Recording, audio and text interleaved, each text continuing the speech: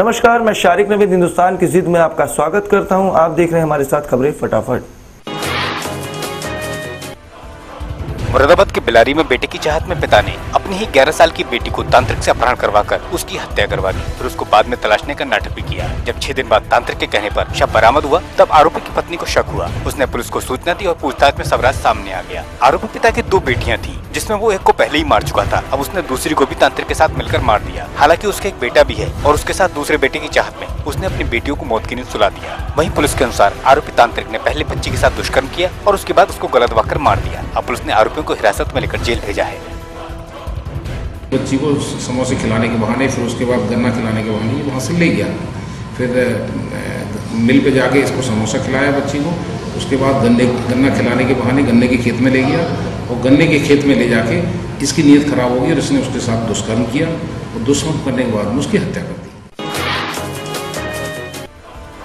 रोहतक की नेहरू कैनाल में प्रेमी जोड़ों ने छलांग लगा दी, जिसमें युवक चंदन तो नहर में डूब गया, लेकिन प्रेमिका पिंकी ने अपने आप को बचा लिया। वहीं लोगों के अनुसार दोनों कार से वहां पहुंचे थे और किसी बात को लेकर उनमें कहासुनी और युवक ने प्रेमिका का हाथ पकड़कर छलांग लगा दी।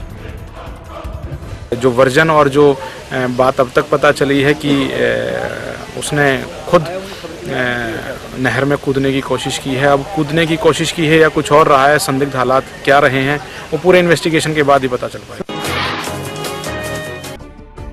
जो जितना बड़ा अपराधी वो उतना ही बड़ा समाजवादी। समाजवादी पार्टी की इस नई परिभाषा को बसपा के महासचिव नसीमुद्दीन सिद्दीकी ने एक जनसभा के दौरान दिया, जहां उन्होंने रतन टाटा की यूपी में निवेश किए जाने को लेकर तंज कसा, तो वहीं उन्होंने यूपी सरकार में बढ़ रहे अपराधों की बात को भी कहा।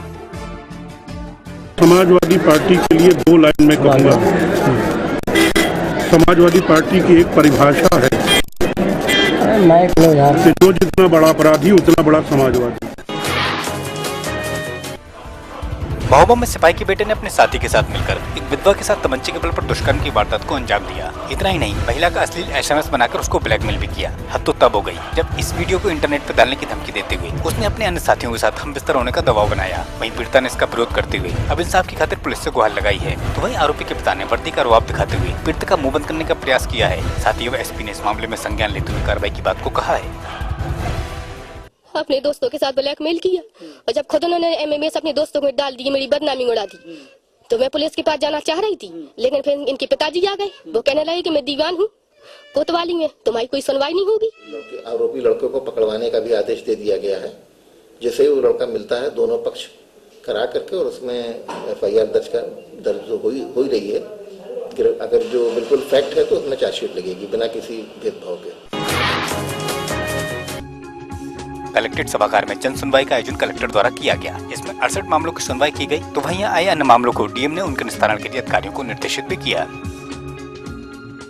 ग्राम पंचायत संबंधी कुछ शिकायतें हैं, इसके लिए CO जिला पंचायत निर्देशित किया है कि जो भी ग्राम पंचायत शिकायतें प्राप्त हुई हैं उन पर तत्काल त्वरित जाँच करके आगे कार्रवाई